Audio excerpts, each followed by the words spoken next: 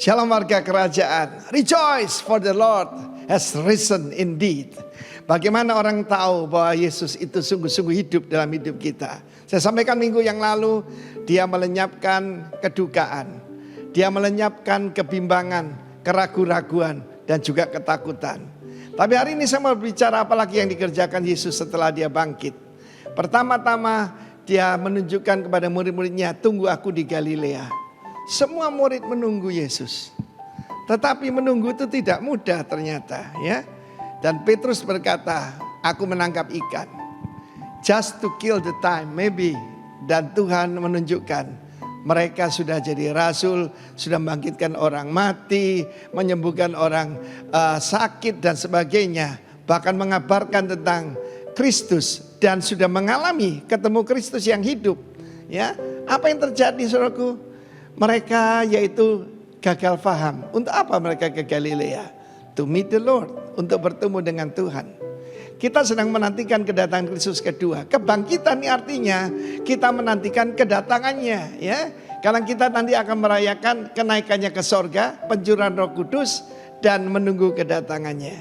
Tetapi yang luar biasa di sini, banyak orang bunuh diri. Why? Shame and guilt. Shame itu malu, dan kedua rasa bersalah. Kita tahu bahwa dua hal ini tidak bisa diselesaikan dengan ilmu apapun, maaf. Tapi yang hanya bisa diselesaikan oleh kuasa Tuhan. Ketika Yesus di atas kayu salib, dia itu ditelanjangi sama sekali. Dan salibnya itu bukan di dalam kota atau tempat tertutup. Semua orang yang jarang sekali orang dihukum mati secara terbuka. Ada terjadi Timur Tengah yang pancung kepala dan sebagainya, rajam batu. Tapi ini betul-betul ditelanjangi. Tujuannya apa? Memberikan efek takut kepada orang yang melihatnya. Dan saudaraku, Yesus sudah tanggung itu buat saudara dan saya. Shame. Perhatikan orang yang dikuasai oleh ketakutan. Mereka menundukkan kepalanya. Mereka takut seperti budak. Salah satu nama Tuhan yang diperkenalkan oleh King David adalah He is the lifter of my head. Karena itu segala rasa malu karena bersalah. Dan juga guilty feeling. Banyak orang kenapa membunuh diri, benci pada dirinya sendiri. Ya, ada rasa bersalah. Rasa bersalah tidak bisa dihilangkan dengan apapun. Apalagi cuma dengan obat penenang dan sebagainya.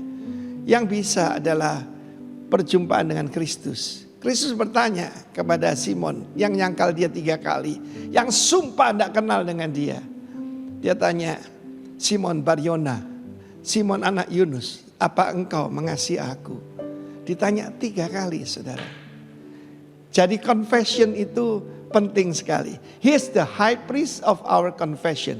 Dia imam besar pengakuan kita. Ya, karena itu jangan mengaku yang salah. Mengaku karena korbannya dan kebangkitannya, kita menerima hidup yang kekal. Amin. Kita menerima hidupnya Allah sendiri. Zoe, aionion zoe. Ya, hidupnya Allah yang kekal, saudaraku. Bahkan kematian pun tidak lagi menakutkan seperti dulu. Dia tanya 3 kali. Dan Simon make a confession. Lord, you know everything. I love you, Lord. Aku mengasihi engkau. Cuma aku terbatas. Aku tidak bisa agapao. Mengasihi engkau dengan agape, sebab itu hanya dari engkau. Ya, firman Allah berkata bukan kita mengasihi Tuhan, Tuhan lebih dulu mengasihi kita. God doesn't has love, He is love, God is love. Dan dia mengaku 3 kali. Dan Tuhan angkat dia menjadi pemimpin yang hebat. Bahkan saudaraku, pada waktu Roh Kudus dicurahkan, Simon Peter, dia bukan lagi Simon, anak Yunus, tapi dia adalah Petrus, hamba Tuhan, Kefas, batu yang dipakai oleh Tuhan is a living stone. Karena itu yang mendengarkan yang mungkin ada rasa bersalah, jangan cari kompensasi apapun. Datang pada Kristus dan darahnya akan menyucikan kita dari segala malu dan rasa bersalah. Tuhan berkati Anda semua. Amin.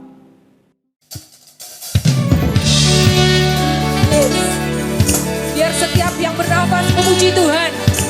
Sebab hanya Dia yang layak untuk dipuji dan ditinggikan. Haleluya.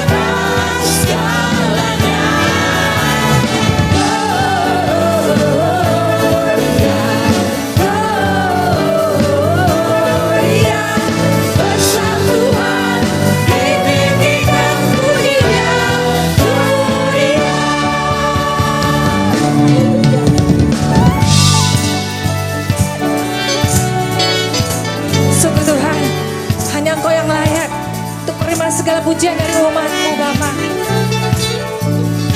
Hati kami penuh dengan sukacita Tuhan. We give you glory, we give you honor, we give you praise for all that you are. We give you glory, we give you honor, we give you praise. Oh, yeah. We give you glory, we give you honor, we give you praise for all that you are. We give you glory, we give you honor, we give you praise. We give you glory, we give you honor, we give you praise for all that you are. We give you glory, we give you honor, we give you praise.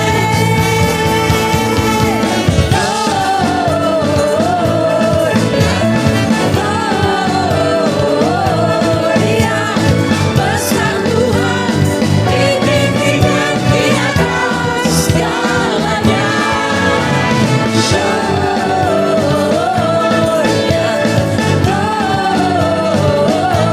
Gloria, besar Tuhan, ditinggikan pujinya.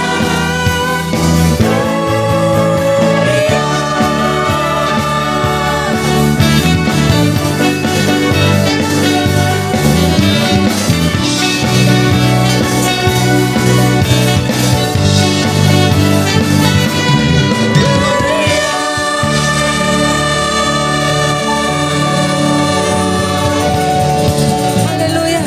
Bagimu Tuhan segala hormat pujian. Amin. Sungguh Engkau yang terindah dalam hidup kami Tuhan.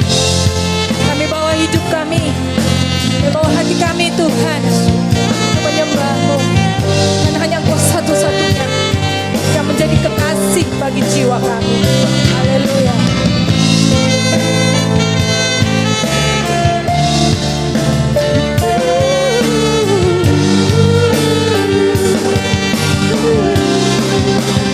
Ku membawa hatiku, hanya Engkau di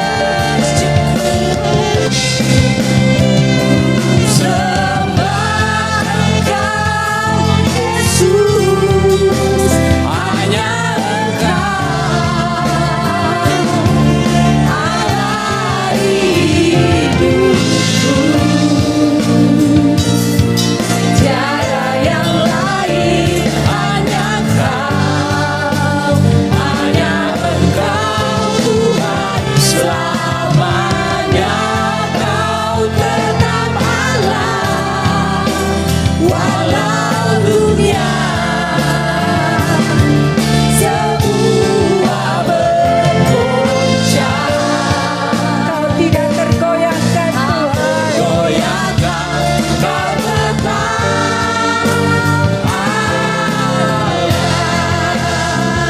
Kau tetap Allah.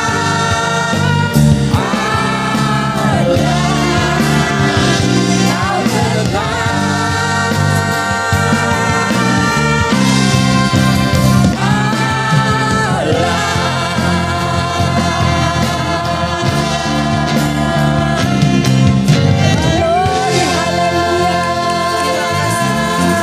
Glory, Baik, shalom warga kerajaan yang berada di Kota Makassar maupun Shalom. saudaraku kasih Kristus yang mengikuti live streaming ini. Sebelum kita mendengarkan pemberitaan firman, mari kita berdoa. Bapa di sorga, dalam nama Tuhan Yesus, firman yang hidup, dekatkan kami pada pribadi-Mu yang adalah firman itu sendiri.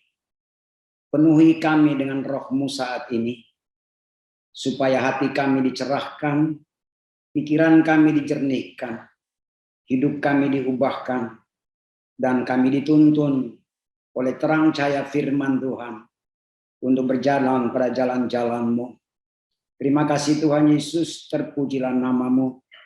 Roh Kudus pengajar yang agung, buatlah kami semua duduk manis di hadapan Engkau.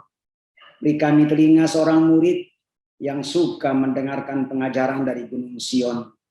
Diamkan semua suara asing, suara-Mu sajalah yang kami dengar saat ini. Beri kami telinga seorang murid yang suka mendengarkan kebenaran-Mu. Hamba perlu kasih karunia urapan hikmat wahyu Allah. Singkapkan rahasia kebenaran firman-Mu, mampukan hamba untuk memberitakan di saat ini bagi umat Tuhan.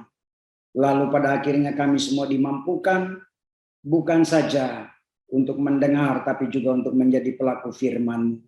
Dalam nama Tuhan Yesus, firman yang hidup, kami berdoa kepada Bapa di sorga. Haleluya. Amin. Haleluya. Shalom. Shalom Pastor. Halo, shalom Shalom. warga kerajaan. Puji Tuhan. Kita boleh berjumpa dari ujung Pulau Cendrawasih, Kota Sorong. Saya sampaikan selamat berhari Minggu. Tuhan Yesus memberkati. Baik, kekasih-kasih Kristus, jika Anda suka akan kebenaran firman dengan topik atau tema seperti yang sudah disampaikan tentunya, maka tema yang saya sampaikan pada saat ini adalah menembus batas. Bacaan pembimbing kita akan ikuti. Silakan dibuka dari Ibrani pada pasal yang ke-11. Ibrani 11 ayat 24 sampai 26. Sesaat saya tunggu, Bapak Ibu sekalian boleh membukanya. Iya. Demikian kebenaran firman. Karena iman, maka Musa setelah dewasa menolak disebut anak putri Firaun. Karena ia lebih suka menderita sengsara dengan umat Allah daripada untuk sementara menikmati kesenangan dari dosa. Ia menganggap penghinaan karena Kristus sebagai kekayaan yang lebih besar daripada semua harta Mesir. Sebab pandangannya ia arahkan kepada upah. Demikian kebenaran firman, yang berbahagialah kita yang mendengar, merenungkan, menghayati, dan menjadi pelaku firman Tuhan yang setia. Baik, warga kerajaan kekasih Kristus. Nuansa Paskah masih terus menggema di hati setiap kita yang mengasihi Tuhan. Paskah diartikan dalam kehidupan kekristenan, setelah kekristenan hadir, itu dikenal lewat kebangkitan Kristus. Tetapi sesungguhnya Paskah dalam bahasa Ibrani, Pesach, itu merujuk kepada kematian Kristus. Karena itu saya lebih suka untuk menggambarkan Paskah itu sebagai totalitas daripada peristiwa kematian Kristus dan peristiwa kebangkitan Kristus. ketika kita masih merasakannya, nuansa itu, suka atau tidak suka, dalam kenyataannya, faktanya, ada begitu banyak sekali miliaran manusia di planet ini yang justru mengkerdilkan, sekali lagi mengkerdilkan, bahkan menyangkali kebenaran daripada fakta historis tadi, maupun juga figur sentral, sosok sentral yang dibicarakan dalam tema Paskah, saudaraku. Siapa lagi kalau bukan Tuhan kita Yesus Kristus? Satu bukti nyata. Bapak Ibu kekasih Kristus, semuanya waktu kita pulang atau kita ada di rumah sebentar, coba buka kalendermu ataupun kalender nasional.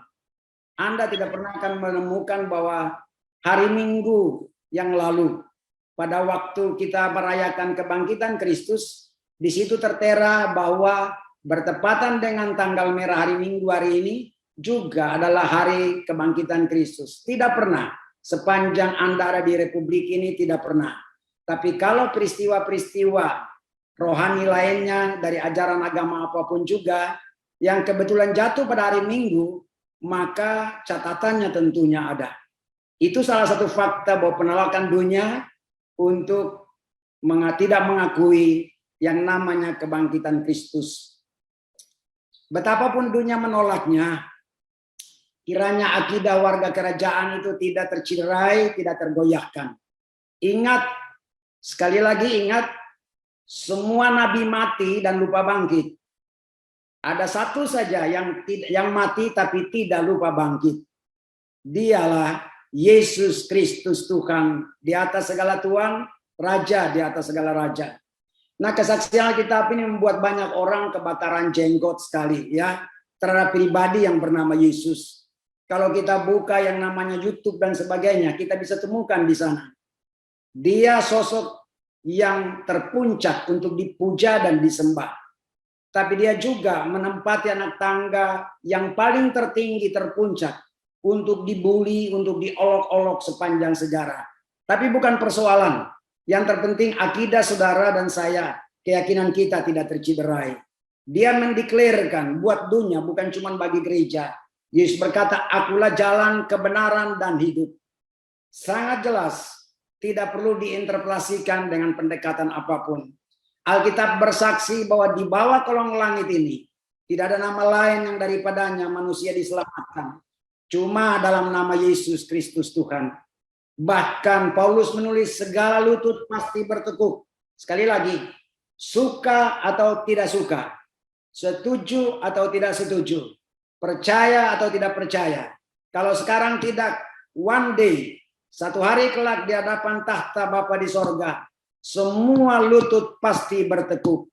Segala lidah pasti mengaku Kristus itu Tuhan satu-satunya.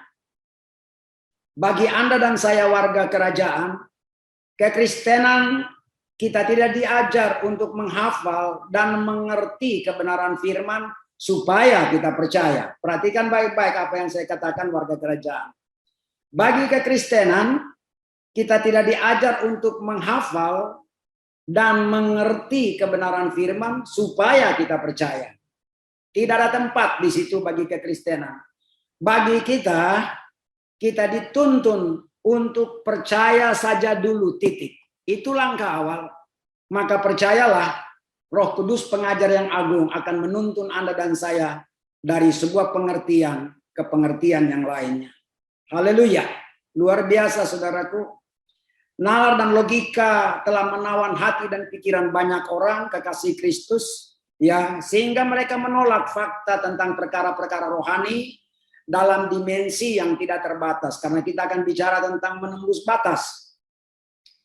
Cuma orang yang rindu untuk bertumbuh dan berbuah, ya, tema kita tahun ini, cuma orang yang rindu untuk bertumbuh dan berbuah di dalam Kristus sajalah, itu yang pasti akan punya pengalaman menembus batas.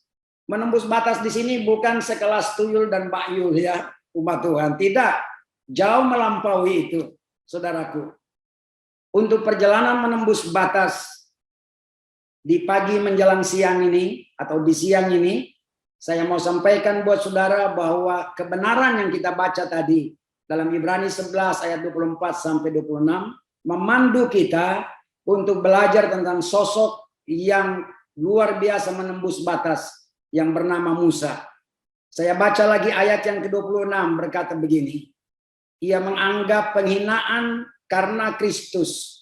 Sekali lagi, ia menganggap penghinaan karena Kristus sebagai kekayaan yang lebih besar daripada semua harta Mesir. Sebab pandangannya ia arahkan kepada upah. Ketika kita baca naskah ini adalah keadaan Musa, keadaan rohani Musa. Itu 1450 tahun kurang lebih sebelum Yesus lahir. Dan kala kebenaran ini terungkap, tentu Kristus belum lahir di dunia. Tapi saya mau beritahu buat saudara, ada sesuatu yang luar biasa kita belajar dari Musa. Itulah yang disebut dengan visi. Sekali lagi, itulah yang disebut dengan visi. Hanya mereka yang punya visi lah yang dapat menembus batas. Anda dan saya, warga kerajaan, kan kita punya visi. Itu sangat jelas sekali, ya, sangat jelas. Menembus batas, itu menembus batas nalar kita, menembus batas logika kita, menembus batas kemampuan apapun kita, menembus batas-batas kekayaan kita, menembus batas-batas jabatan, pangkat, dan kedudukan. Unlimited. Itu sangat jelas. Nah, bagaimana supaya kita bisa belajar atau kita juga mau untuk menembus batas pada siang hari ini? Menembus dimensi ruang dan waktu. Pada siang hari ini dan seterusnya. Sampai Yesus datang menjemput kita di awan-awan permai. Yang pertama kita lihat ayat yang ke-24 tadi. Dikatakan karena iman, maka Musa setelah dewasa menolak disebut anak putri Firaun. Perhatikan kata-kata ini dengan baik, sehingga kita belajarnya dengan lebih cermat dan betul-betul efektif. Karena iman, maka Musa setelah dewasa menolak disebut anak putri Firaun. Saya simpulkan sebagai yang pertama, jika Anda dan saya mau menembus batas, maka yang paling pertama, tolaklah panggung kehormatan dunia. Wow. Tolak panggung kehormatan dunia. Anak putri Firaun itu berbicara tentang status sosial yang sangat mentereng, status sosial yang sangat terhormat, kekasih-kasih Kristus, dan itu tergelar di panggung dunia. Tergelar di panggung dunia. Itu berbicara tentang peluang, itu berbicara tentang kesempatan, tapi yang difasilitasi oleh dunia, bukan oleh kerajaan yang tidak tergoncangkan. Ingat itu. Oleh sebabnya warga kerajaan di tengah-tengah suasana dunia yang lagi hiruk pikuk dengan segala masalah dan persoalan. Ketika kita semua sedang berada pada titian akhir dari akhir zaman dengan segala fenomena-fenomena yang luar biasa merebak di mana-mana. Seyogianya warga kerajaan, gereja Tuhan kita harus peka. Sensitivitas kita harus tinggi, saudaraku. Antena parabola rohani kita harus dipasang dengan baik, menangkap semua sinyal yang datang dari dunia. Lalu kemudian hati nurani yang kemudian dikomparasikan, dibandingkan dengan firman Allah, akan membuat keputusan-keputusan yang bijak buat Anda dan saya dalam menapaki hari-hari hidup ini. Kita harus peka bahwa apakah panggung ini panggung dunia atau panggung dari Tuhan. Kekasih Kristus, panggung dunia adalah panggung yang suka memanjakan keinginan. Hati-hati. Semua panggung dunia adalah panggung kehormatan tetapi suka memanjakan keinginan. Saya yakin kita semua sepakat antara keinginan dan kebutuhan. Maka Tuhan akan meridhoi.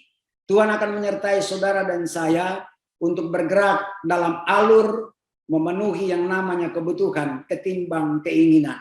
Sebab keinginan bisa out of control. Sedangkan kebutuhan itu terata. Dan saya percaya dalam keteraturan ilahi. Luar biasa saudaraku ya. Nah, tadi saya katakan panggung dunia, panggung yang suka manjakan keinginan. Panggung penuh kepalsuan, panggung yang bersifat sementara. Tapi lihat panggung kerajaan sorga, Panggung yang penuh dengan janji, yang penuh dengan kepastian. Sekali lagi, panggung yang penuh dengan janji, yang penuh dengan kepastian. Ragukah Anda akan janji Tuhan? Saya tantang saudara kekasih yang mengikuti live streaming ini. Tolong buktikan buat saya, sampaikan buat Pak Jim Benyamin, akan teruskan ke saya. Pernahkah satu kali saja Kristus mencurangi janjinya buat Anda? Kalau ada, tolong tunjukkan buat saya nanti. Aku yakin tidak pernah ada. Itu pasti, saudaraku. Panggung dunia itu panggung makan puji, saudaraku ya. Nah, tapi panggung kerajaan sorga adalah panggung kerendahan hati. Dan akumulasi daripada segala apa yang kita perlukan, apa yang kita butuhkan. Akumulasi dari segala kerinduan kita, kebutuhan-kebutuhan kita terjawab ketika kita ada di panggung kerendahan hati. Amsal 22 ayat 4 berkata begini, ganjaran kerendahan hati dan takut akan Tuhan adalah kekayaan, kehormatan, kehidupan.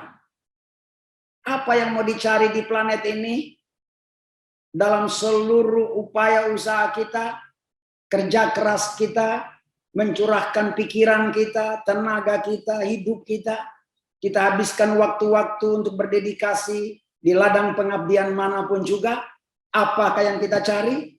Dapat dipastikan semua runutan yang kita cari, rincian yang kita cari, terangkum dalam 3 perkara yang didaftarkan oleh yang namanya Salomo di dalam Amsal 22 ayat 4. Kekayaan, kehormatan, kehidupan. Tapi syaratnya harus rendah hati, saudaraku. Bukankah Kristus berkata, mari kepadaku, aku lemah lembut dan rendah hati. Sesungguhnya karakter Kristus itu harus memenuhi kehidupan kita sebagai orang-orang yang percaya kepadanya. Saudara kekasih Kristus, setiap panggung harus punya buah atau punya hasil. Setiap panggung kehormatan harus punya nilai jual, harus punya values. Setiap panggung pun harus punya dampak, harus punya pengaruh. Kalau tidak ada 3 perkara ini, maka jangan disebut sebagai panggung, itu panggung abal-abal. Nah, kalau panggung dunia saja demikian, betapa lebih panggung kerajaan sorga. Nah, berdampak itu harusnya ditandai dengan adanya pengakuan dari orang lain. Bukan menurut saya, Pendeta Steve, bukan menurut Pendeta Benyamin, tetapi menurut Tuhan, saudaraku. Dan ada pengakuan itu pun datang daripada sesama. Karena berdampak itu harus kita importasikan sesuatu kepada orang lain. Kita tularkan sesuatu kepada orang lain, saudaraku. Tapi disertai dengan ekspektasi yang besar. Disertai dengan harapan yang besar dari orang-orang sekitar. Seyogianya, warga kerajaan, saudaraku, kekasih Kristus yang ada di kota Makassar, ketika Anda berdampak, maka semestinya ada ekspektasi besar dari orang-orang di Makassar terhadap Anda, saudaraku. Sekali lagi, mereka harusnya punya ekspektasi besar terhadap Anda. Dasarnya adalah karena mereka mengakui, mereka melihat bahwa dalam Anda ada sesuatu yang ilahi. Christ in. Kristus ditemukan dalam Anda. Apa yang Anda dan saya punya pada saat ini? Light, itu values kita. Love, integrity, grace, humility, truth. Luar biasa. Nah, tahukah Anda, seperti tadi saya katakan, banyak orang di luar sana di sekelilingmu di kota Makassar, itu sedang merindukan engkau betapapun mungkin Anda ketemu, mereka benci. Saya mau beritahu, dunia benci tapi rindu buat kita. Wah, haleluya. Ada amin? Dunia benci tapi rindu buat warga kerajaan. Ya, ada lagu waktu di dunia dia bilang, ya. Sakitnya hati ini, namun aku rindu. Benci tapi rindu. Dan benar, apakah ada kekuatan Alkitab? Wah, ada, saudaraku. Buka Roma pasal 8 ayat 19. Anda akan melihat apa kata firman Allah di sana. Roma 8 ayat 19. Saya tunggu untuk ditayangkan, umat Tuhan bisa melihatnya, membacanya. Sebab dengan sangat rindu segala makhluk menantikan saat anak-anak Allah dinyatakan. Haleluya. Segala makhluk, bukan cuma manusia. Kecoa itu makhluk, ya. Anjing, babi itu makhluk, ular itu makhluk. Ternyata semua makhluk menantikan saat anak-anak Allah dinyatakan. Apa benar demikian? Saya rasa itu terlalu sempit. Saya mau jelaskan buat saudara. Karena ada banyak orang kelakuannya seperti binatang, seperti ular, anjing, babi, kecoa, segala macam. Dan mereka-mereka yang berkarakter itulah sedang menunggu saat Anda dan saya selaku warga kerajaan dinyatakan. Ya. Tapi sayangnya banyak umat percaya gagal meresponi ekspektasi atau harapan ini. Ya, harapan ini. Kenapa demikian? Ada banyak kelihatan rimbun rohani. Ya, semoga di rock Tanjung, saya tiba-tiba lupa, di rock ini tidak ada, ya. Ada banyak orang yang kelihatan rimbun rohaninya. Sayang sekali tidak pernah ketemu buahnya satupun, ya. Ada banyak orang kelihatan subur sekali fisiknya, pelayanannya luar biasa, excellent, tampilan fisiknya luar biasa, wow, selalu depan, di garis terdepan, garda terdepan dari pelayanan. Tapi dengar, jangan tersinggung ya, mandul rohani. Mandul rohani. Menyedihkan, ironis sekali. Siang ini, lepaskan dirimu, lepaskan hatimu dari semua kebanggaan dunia. Kalau engkau jadikan kebanggaanmu adalah hartamu, pangkatmu, jabatan, kedudukanmu, bahkan maaf kata kecantikanmu, ketampananmu, itu semuanya merupakan ekspresi kesombongan. Sekarang jika itu menjadi kebanggaan pribadimu, sekarang biarkan semuanya luruh, biarkan terlucuti, biarkan kuasa Allah dinyatakan supaya kamu tampil beda, saudaraku. Kalau tidak, mandul rohani kita karena kita tidak punya kesaksian. Banyak orang berpikir bahwa mengalahkan musuh kita itu cuma dengan darah anak domba. Itu tidak salah, itu absolut. Tidak bisa dapat untuk dipreteli sedikit pun. Tapi Wahyu 12 ayat 12 berkata, kita mengalahkan lawan kita oleh darah anak domba dan oleh kesaksian kita. Ingat itu baik-baik. Nah, bagaimana kesaksian Anda dan saya pada saat siang ini? Untuk kemudian menampik semua serangan yang nah, saudara kekasih Tuhan, hikmat mengajarkan begini dalam Amsal 13 ayat 7. Amsal 13 ayat 7. Ada orang yang berlagak kaya, ada orang yang berlagak kaya, tapi tidak mempunyai apa-apa. Ada pula yang berpura-pura miskin, tapi hartanya banyak. Wow, luar biasa. Lihat, yang tidak punya apa-apa, sombong. Ya, show force. Menampilkan yang luaran, casing saja, padahal kosong belaka. Tetapi yang banyak hartanya, lihat, pura-pura miskin. Saya beranggapan bahwa pernyataan pura-pura miskin ini tidak berkonotasi negatif. Tapi ini adalah bentuk ekspresi daripada sikap kerendahan hati. Semakin kaya, semakin merunduk. Semakin kaya, semakin merunduk. Nah, inilah yang sorga sedang cari, saudara kekasih Tuhan. Siang ini, berbanggakah kita dengan atribut rock? Berbanggakah kita dengan logo rock di mobil-mobil kita, di kendaraan kita? Berbanggakah kita ketika kita memperkenalkan diri kepada orang bahwa saya warga kerajaan? Sabar dulu, saudaraku. Apa artinya itu jika hidup tidak berbuah? Apa artinya itu jika hidup tidak bernilai, saudaraku? Kalau itu ada, catat. Ini pun adalah spirit dari dinasti Firaun yang ditolak tadi oleh Musa, saudaraku. Harus dilepaskan. Anda tahu bahwa dalam kerajaan sorga, ya, atau dalam sebuah kerajaan, kebanggaan itu selalu ditentukan pula oleh sebuah mahkota. dalam kerajaan, dalam semua kerajaan, termasuk kerajaan Firaun. Kebanggaan itu ditentukan oleh yang namanya mahkota. Kenapa Musa dikatakan menembus batas? Air liurnya tidak meleleh, dia tidak tergiur oleh rayuan istana Firaun dengan segala kemegahannya. Dia punya peluang menjadi putra mahkota, tapi dia menolak, dimulai dari menolak disebut anak putri Firaun. Dengarkan, karena dia temukan kebanggaan identitas Firaun yang aneh. Dia temukan kebanggaan identitas Firaun yang asing. Dia temukan dan hatinya menimbang rasa. Keputusannya tepat, pilihannya benar. Ketika dia menemukan mahkota Firaun. Anda lihat film-film Mesir semuanya, ada apa di sini? Mahkota ular kobra. Musa tidak terkejut. Musa menyimak selama proses hidupnya di istana Firaun. Musa memperhatikan ini bahaya besar, bahaya laten. Bahwa mahkota kebanggaan Mesir adalah ular kobra. Musa tahu, aku bukan keturunan ular kobra.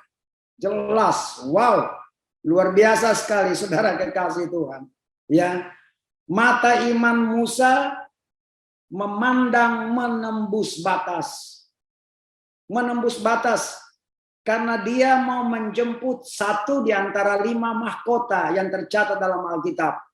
Bukan mahkota ular kobra, tapi mahkota kehidupan, mahkota kemuliaan, mahkota kebenaran, mahkota sukacita, mahkota abadi. Ada 5 mahkota di situ. Rindukanlah semuanya itu. Pak Benyamin, gembala Anda, saya gembala Rock di Sorong, kami dijanjikan Tuhan mahkota kemuliaan. Anda menangkan 1 jiwa, 1 saja, tidak perlu 2, 1 saja. Sorga menyediakan bagimu mahkota sukacita. Saudara kekasih Tuhan, tapi ada rahasianya untuk menembus batas di sini. Coba lihat kembali ayat 24 tadi, renungkan. Dikatakan begini, karena iman Musa setelah dewasa. Wow. Katakan dalam hatimu setelah dewasa. Sekali lagi setelah dewasa. Menolak disebut anak putri Firaun. Kekasih Kristus. Kalau Anda belum dewasa rohani. Jangan bermimpi dapat menembus batas. Jangan bermimpi menembus batas. Kalau Anda belum dewasa rohani. Setelah dewasa baru menolak. Kedewasaan rohani tidak ditentukan oleh usiamu secara fisik. Tetapi oleh seberapa besarnya engkau naik tingkat dalam perjalanan rohani itu. Mungkin umurmu masih muda. Lebih muda lagi dari Timotius. Tetapi dari kehidupanmu. Ternyata Anda sudah dewasa. Pohon yang berbuah adalah pohon yang sudah dewasa. Dan kedewasaan itulah yang membuat Anda pasti menolak semua panggung kehormatan dunia. Luar biasa. Benar di sekeliling kita ada orang yang begitu banyak mereka ingin merebut pengakuan dari Tuhannya dan dari sesama. Bahwa mereka sudah meninggalkan panggung kehormatan dunia. Mereka sudah menjadi orang yang rohani. Padahal rohana lewat apa? Melalui penampilan luarnya. Dengan melalui penampilan luarnya, dengan busananya, dia beranggapan bahwa ini saya sudah ada di panggung sorga, bukan panggung dunia. Aduh, ironis, sedih saudaraku, sangat sedih. Tuhan kita tidak bisa ditipu dengan apapun busana yang kamu kenakan. Tuhan kita tidak bisa ditipu dengan tampilan luar Anda. Entah jubah apapun yang Anda pakai, apalagi jubah kemunafikan. Sekali lagi, tinggalkan semua kebanggaan dunia. Anda pasti menembus batas. Yang kedua, Ibrani 11 ayat yang ke-25 kita lihat. Yang kedua, Ibrani 11 ayat 25. Karena ia, Musa, lebih suka menderita sengsara dengan umat Allah daripada untuk sementara menikmati kesenangan dari dosa. Karena ia lebih suka menderita sengsara dengan umat Allah daripada menderita kesenangan dari dosa. Apa yang kedua? Kalau yang pertama menolak panggung kehormatan dunia, yang kedua menolak persahabatan dengan dunia. Lihat, kita belajar dari ayat 25. Kita lihat apa yang dikatakan. Ia lebih suka menderita sengsara dengan umat Allah. Ya, pasti orang yang seragam suka bersama-sama, baik dalam suka maupun duka. Pasti sudah itu orang yang seragam suka bersama-sama. Asal jadi anak terang, maka saya percaya kamu pasti menolak kegelapan. Ada amin? Asal Anda dan saya jadi anak terang, itu sudah pasti menolak kegelapan. Buktikan, sebentar malam Anda beli kabel listrik, lalu di ujungnya pasang satu buah balon listrik. Anda keluar rumah, carilah tempat yang gelap, lalu kemudian awal bawa lampu itu, lampu terang itu. Lihat, Anda maju 10 meter, 10 meter pula kegelapan itu lari pergi. Dia tidak bisa maju menantang Anda. Anda maju dengan lampu terang tadi 15 meter, bertambah lagi larilah kegelapan itu. Demikianlah jika kita mau menembus batas, hidup kita harus menjadi terang. Ya. Kalau terangmu tidak bercahaya lagi, pasti sudah kering minyak Roh Kudus, urapan jadi sirna. Kita dituntut tadi dikatakan untuk menderita sengsara bersama dengan umat Allah, saudaraku. Apakah kita siap untuk itu? Loh, bukankah Yesus berjanji kita kaya? Iya. Yesus berjanji ada kelimpahan? Iya. Yesus berjanji penuh berkat? Iya. Tapi disuruh menderita. Saya ingat satu ayat dalam Filipi 1 ayat 29 berkata begini.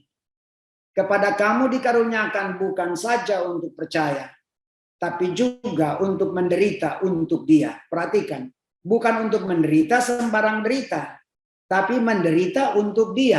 Berarti menderita karena kebenaran. Tapi jangan khawatir di sini, ya, karena penderitaan yang model begini itu akan membuat orang lain melihat, kok kamu bilang kamu menderita, tapi yang saya lihat kamu senang-senang saja. Itu yang pernah dialami oleh orang yang punya nama sama dengan saya, Stefanus, waktu dirajam oleh batu, dia enjoy saja, dia senang-senang saja. Kenapa? Kalimat pertama berkata, kepada kamu dikaruniakan bukan saja untuk percaya, melainkan juga untuk menderita. Ada satu kata kunci di situ, dikaruniakan. Jadi dalam penderitaan pun juga karunia Allah itu diberi buat Anda dan saya. Sehingga orang melihat, loh kok sesuatu yang beda, kok kamu dalam api unggun, Nebukadnezar kaget, loh Sadrak Mesak Abednego, loh bukankah dalam api unggun yang dinyalakan 7 kali lipat, tapi senang saja karena ada karunia Allah turun pada mereka di sana. Karunia adalah pemberian Allah yang diberikan kepada kita yang cuma tanah liat ini, untuk dapat melakukan apa yang tidak sanggup kita lakukan. Itu adalah karunia. Karena itu, untuk menembus batas, mari umat kekasih Kristus, siaplah menderita. Contohnya apa? Efesus 5 ayat 3 dan 4. Efesus 5 ayat 3 dan 4. Tetapi percabulan dan rupa-rupa kecemaran atau keserakahan disebut saja pun jangan di antara kamu, sebagaimana sepatutnya bagi orang-orang kudus. Demikian juga perkataan yang kotor, yang kosong, atau yang sembrono. Semua itu disebut saja pun jangan. Dengarkan, kalau hari ini kebiasaanmu adalah suka membicarakan tentang perkataan-perkataan yang cabul, yang cemar, yang kotor, yang omong kosong, hari ini firman Allah mengingatkan kita semua. Disebut saja pun jangan ada di antara kamu warga kerajaan. Waktu kita berhenti mengucapkan kata-kata itu penderitaan. Karena kita harus keluar dari kebiasaan dan kita harus masuk dalam kebiasaan Allah. Itu menderita, saudaraku. Berlatihlah dari sana. Ataupun juga hari ini, waktu Anda beribadah kepada Dia dan mau mempersembahkan persembahan berupa uang bagi pelayanan pekerjaan Tuhan. Ada hal yang membuat kita bisa menderita, tetapi kita harus lulus dalam penderitaan itu oleh kasih karunia tadi. Apa contohnya? Waktu kamu mau menabur untuk persembahan bagi pelayanan, kamu buka dompet kamu lihat ada lembar warna merah, ada yang warna biru, ada yang warna hijau, ada yang warna ungu, ada yang warna coklat. Ketika hatimu mulai menimbang-nimbang, waduh, yang warna merah terlalu besar. Yang warna biru terlalu besar. Bahkan hijau pun terlalu besar. Sudah mendingan yang coklat atau yang ungu. Saya mau beritahu, kamu tidak mau bayar harga. Kamu kalah dengan kehendak hatimu. Kamu tidak siap menderita. Semestinya jujur, saya dan istri membiasakan diri untuk menentukan nominal pada setiap ibadah minggu sepanjang tahun, bahwa ada uang atau kurang uang ini tidak berubah. Itu menjadi nazar, maka kita aman di sana. Tapi seandainya datang ke gedung ibadah dan tiba-tiba persembahan harus diberi tanpa persiapan, maka buka dompet, kamu harus memberi yang terbaik. Itu berarti begini, hatimu menentukan mana yang terbaik, sesungguhnya itu yang sorga tunggu. Maka pasti saya cabut yang berwarna merah, bukan yang berwarna biru dan seterusnya. Itu artinya mau menderita, ya. Mau menembus batas.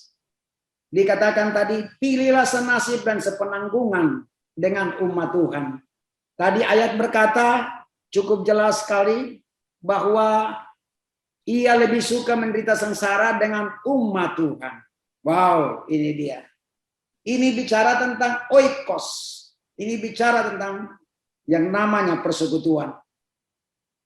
Ini keputusan yang radikal dalam pilihan yang benar.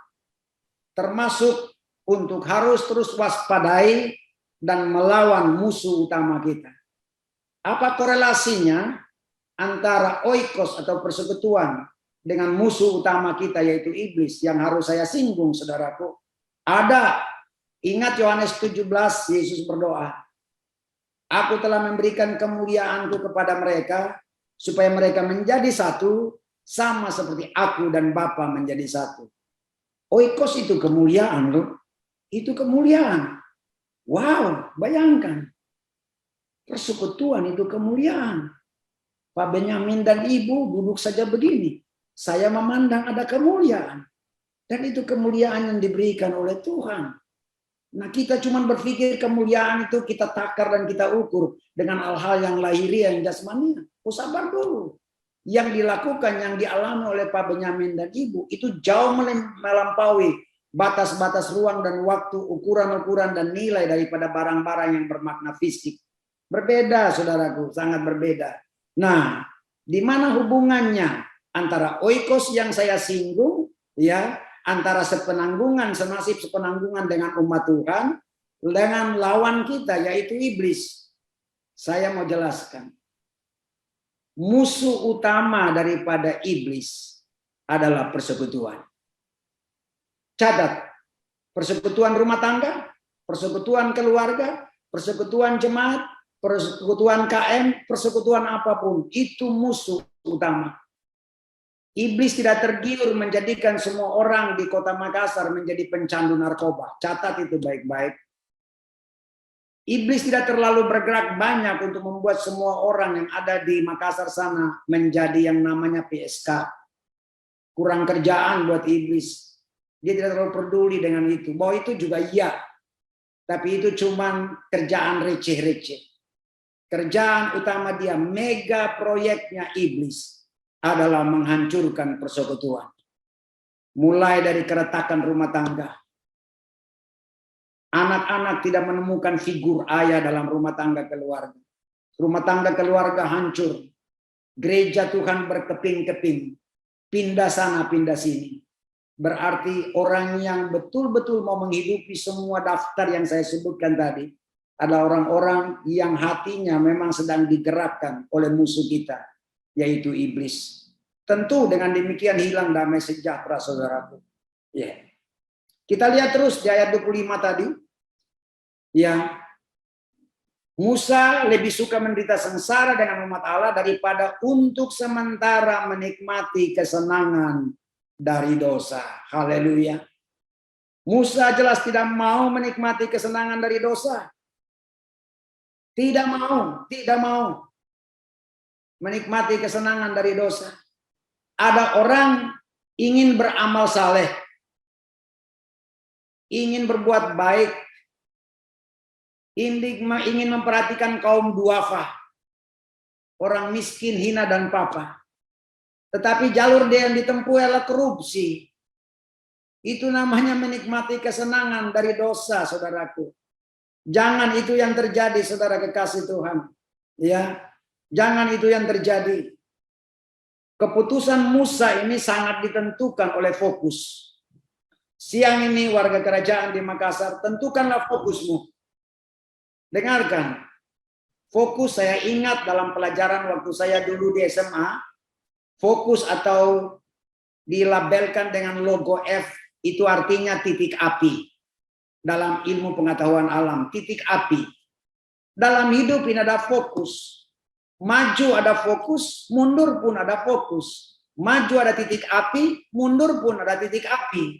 Nah sekarang tinggal Anda memilih titik api yang mana yang Anda tuju. Kalau Anda mundur, itu titik api yang menghanguskan. Karena di sana ada titik api. Tapi kalau Anda maju, itu titik api yang memurnikan. Haleluya. Kalau Anda maju, itu titik api yang memurnikan. Luar biasa, saudara kekasih Tuhan. Ya, luar biasa. Pak Benyamin, saya lupa ini jam berapa saya. Oke, saya terus ya. 45 menit mungkin ya. Baik, saudara kasih Tuhan. Musa berpeluang menduduki takhta Mesir. Tapi dia tidak mau memilih jalan pintas, saudaraku. Karena dia belajar menembus batas. Musa sadar bahwa darah birunya Musa itu bukan darah biru dari Mesir. Karena Mesir itu artinya dunia hitam. Musa sadar bahwa darah birunya itu dia temukan dalam visinya. Musa sadar akan nasionalismenya, Musa sadar akan kebangsawanannya, Musa sadar bahwa dia punya darah biru kerajaan sorga. Haleluya, haleluya, haleluya. Jadi jangan cari status dan kedudukan jalan pintas, saudaraku. Termasuk mohon maaf, jangan menyerahkan tanda-tanda kehormatanmu, menjualnya demi yang namanya apa yang anggap perlu untuk memenuhi keinginan. Kita semua punya harga diri. Katakan kiri kanan. Kita sangat bernilai. Sangat sekali. Super. Harga diri Anda dan saya senilai korban Kristus di Golgota. Wow. Harga nilai kita senilai korban Kristus di Golgota. Mahal sekali, saudaraku. Masakan harus kita hianati itu? Jangan, saudara. Amsal 16 ayat 25. Amsal 16 ayat 25. Ada jalan yang disangka lurus tapi ujungnya menuju maut. Lihat. Ada jalan yang disangka lurus tapi ujungnya menuju maut. Artinya yang baik belum tentu benar. Tapi semua yang benar pasti baik. Haleluya. Yang ketiga. Mungkin saya pinjam waktu sedikit tambah berapa menit. Yang terakhir, ayat 26. Ia menganggap penghinaan karena Kristus sebagai kekayaan yang lebih besar daripada semua harta Mesir. Sebab pandangannya ia arahkan kepada upah. Kekasih Kristus, warisan dari Mesir termasuk menerima legasi daripada dinasti Firaun. Adalah model warisan anak gampangan. Ibrani berkata kita bukan anak gampangan, saudaraku. Iya, setiap pengikut Kristus bukanlah anak gampangan. 40 tahun Musa meninggalkan hak istimewa di Mesir dan dia datang ke Horeb. Ya. Horeb itu artinya gersang kering kerontang. Sedangkan Sinai, Horeb ada di Sinai artinya tempat perjanjian. Perhatikan ini. Ini pelajaran luar biasa. Horeb itu adalah artinya gersang kering kerontang. Sinai itu artinya tempat perjanjian, saudaraku. Nah, tanpa Horeb takkan pernah ketemu Sinai.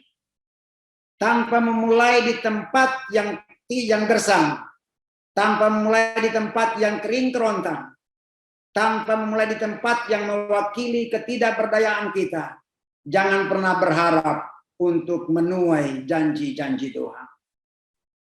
Ingat itu baik-baik. Banyak orang menolak memulai perjalanannya dari Horeb. Mereka tidak mau ke sana. Padahal Tuhan mau membawa mereka, Anda dan saya, ke hal-hal baru mulai dari Horeb. Mengapa mereka tidak mau ke Horeb? Karena di Horeb Musa disuruh untuk melepaskan kasutnya. Gersang kering kerontang panas, sakit menderita. Wow, saudaraku. Ingat ini. Lihat fakta. Saya minta beberapa menit lagi ya, mungkin di bawah 5 menit. Lihat fakta. Dari Mesir, Musa lari ketakutan dari Firaun dengan sepatu lama. Tapi dari Horeb, Musa datang dengan gagah berani. Karena Musa punya kasut yang baru. Membuat Firaun kapok. Dari Karmel, 1 Raja-Raja 19. Elia lari ketakutan karena Isabel. Lari datang ke Horeb dengan kasut yang lama. Dari Horeb dia kembali ke Karmel, membuat ketar-ketir Ahab dan istrinya Isabel. Lihat itu, apa kasut itu?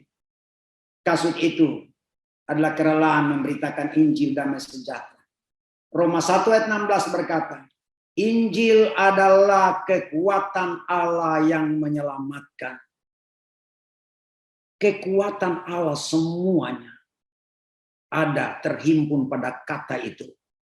Sebab itu saudaraku, mari saya masuk pada closing statement. Tolak panggung kehormatan dunia, tolaklah persahabatan dengan dunia. Tinggalkanlah hak istimewa dari dunia, harus sikapi dengan serius. Kalau itu yang kita lakukan pada saat ini, yaitu tolak panggung kehormatan dunia, tolak persahabatan dengan dunia, tinggalkan hak istimewa dari dunia, maka Anda memiliki mesin turbojet rohani yang luar biasa yang mendorong pesawat hidupmu untuk tinggal landas. Nah, tapi jangan lupa harus pilih landasan yang tepat. Di mana landasan yang tepat? Landasan pacu untuk Anda tinggal landas. Tadi di ayat 24, karena iman. Dan Musa setelah dewasa. Landasan pacu itu adalah iman dan kedewasaan rohani. Maka Anda pasti akan sanggup menembus batas. Kalimat paling terakhir, saudaraku. Paling terakhir. Ayub 19 ayat 25-27. Ini paling terakhir. Tolong ditayangkan. Ayub 19. Tapi aku tahu penebusku hidup dan akhirnya ia bangkit di atas debu. Juga sesudah kulit tubuhku sangat rusak. Tanpa dagingku pun aku akan melihat Allah. Yang aku sendiri akan melihat memihak kepadaku, mataku sendiri menyaksikannya dan bukan orang lain. Haleluya, tahan itu. Betapa luar biasa. Lihat di ayat 26. Juga sesudah kulit tubuhku sangat rusak, tanpa dagingku pun aku akan melihat Allah. Dengar, tanpa daging, saudaraku.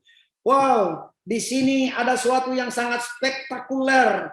Ayub membuat gambaran yang spektakuler, gambaran yang maha dahsyat tentang hal menembus batas. Dia berhasil bukan mencapai batas, saudaraku, tapi dia berhasil menembus batas. Karena tanpa dagingku pun aku akan melihat Allah. Haleluya.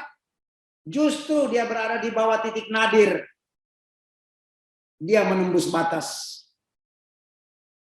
Sayangnya, Banyak orang memulai dengan api, berakhir dengan asap. Mungkin tidak hilang visi, tapi hilang gairah roh. Rindukanlah gairah roh itu, karena itu yang membuat mimpimu menjadi kenyataan, dan kamu pun berhasil menembus batas. Haleluya. Salam damai sejahtera buat keluargaku di Makassar. Haleluya. Mari kita berdoa. Kebenaran-Mu telah hamba sampaikan. Bagian hamba pun telah hamba lakukan. Dalam seluruh keterbatasan hamba minta ampun jika ada hal yang sesungguhnya tidak menyenangkan hati Tuhan. Tapi setiap kebenaran yang mengalir dari takhta-Mu, Roh Kudus bekerja, mendorongnya, menerobos setiap dinding-dinding pembatas yang dibangun oleh dunia. Dalam hati sanubari setiap siapapun, baik warga kerajaan yang berada di Makassar, maupun siapa saja yang mengikuti live streaming khotbah ini Tuhan. Tolong kami semuanya. Ampuni kami kalau selama ini kami mendua hati, kami ambigu, kami ambivalen. Kami percaya kepadamu, tapi kami berharap juga pada kekuatan dunia. Tolong kami saat ini. Darah Yesus membasuh membersihkan kami.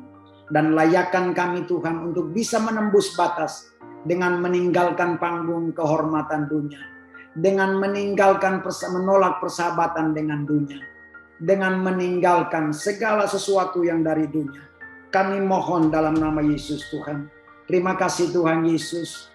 Urapi berkati umat Tuhan, jemaat-Mu di Rock Makassar. Tuhan urapi berkati hamba-Mu Pak Benyamin dan Ibu selaku gembala dan Ibu jemaat. Semua pengurus pekerja, jemaat-Mu semuanya. Tuhan urapi berkati. Terima kasih Bapa. Biarlah Makassar penuh dengan kemuliaan-Mu lewat pelayanan yang dilakukan oleh hamba-hamba-Mu ini. Terpujilah nama-Mu Yesus Tuhan kami. Kami percaya oleh pertolongan-Mu saja, kami pun disanggupkan menembus batas. Dalam nama Tuhan Yesus, kami telah berdoa kepada Bapa di sorga. Haleluya. Amin. Puji Tuhan.